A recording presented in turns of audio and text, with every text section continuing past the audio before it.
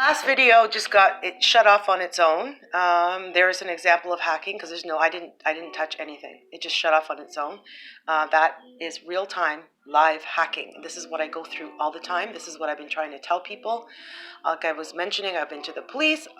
Can't do anything. Went to my family. Turned against me and my children. They don't even call us anymore. Lovely.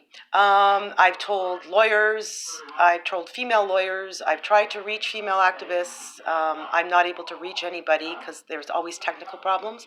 I've tried to reach the media, technical problems. RCMP, I called them 7 times, they didn't answer the phone. So I really tried my best. So now all I do is I document the hacking, right? So basically, this is... just anchoring back, this is about that conversation I just had with that guy from CIBC, and he said I owe $823 tomorrow or else. And this has come very sudden because the last time I talked to him, he was saying, I just want to know what you're planning on doing. We have a house for sale, and I said, as soon as it's sold, I'll pay you in full. But right now, I just don't have it. I did make a payment recently, though, and I do very much try my best, but I have no income.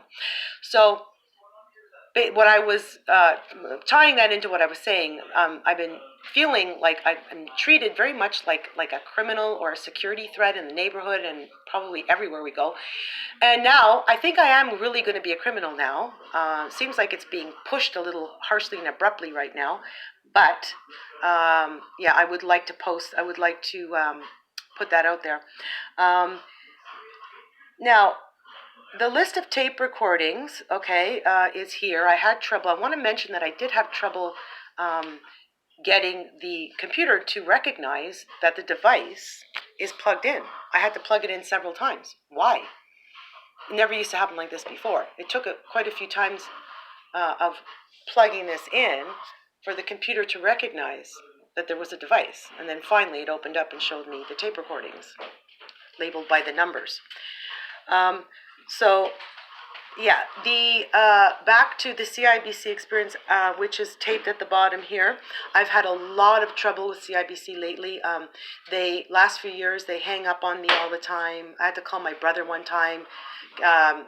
This is when I was still talking to my family. It's been years now. I haven't talked to them, but I had to call my brother because I said, CIBC, I'm having some trouble with a fraudulent activity on my account, and they keep hanging up on me. Can you call them maybe?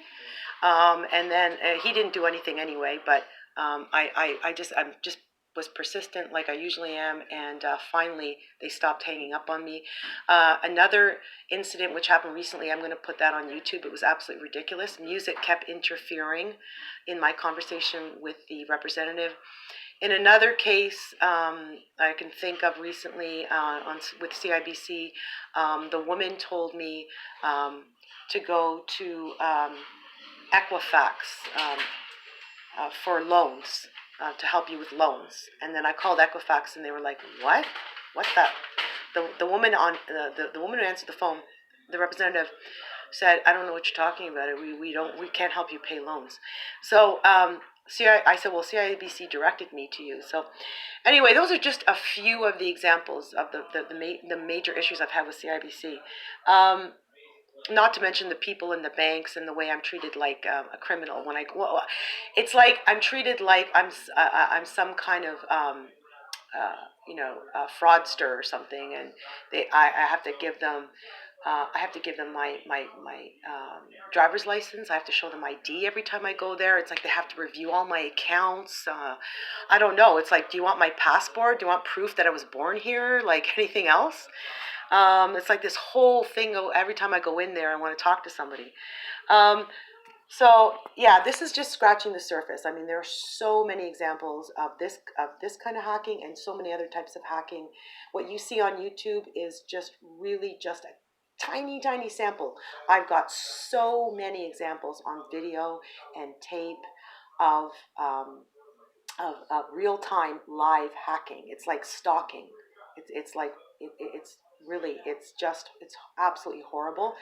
And I've tried. I can't get any help here. I can't get any help. I called the Ontario Ombudsman. Like I said, I tried the RCMP, I tried the police, I've tried female lawyers. Um, I tried to talk to doctors about the symptoms, specifically the symptom presentation, but they just want to tell me, they go, oh, you're paranoid, you're paranoid, you're paranoid. It's such an insult. Where are the female where are the female activists?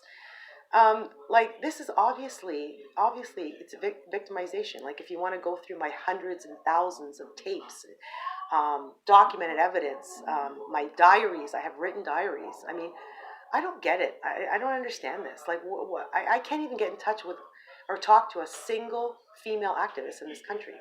Um, this is all I can do is just keep taping these horrible hacking experiences, and putting them on YouTube.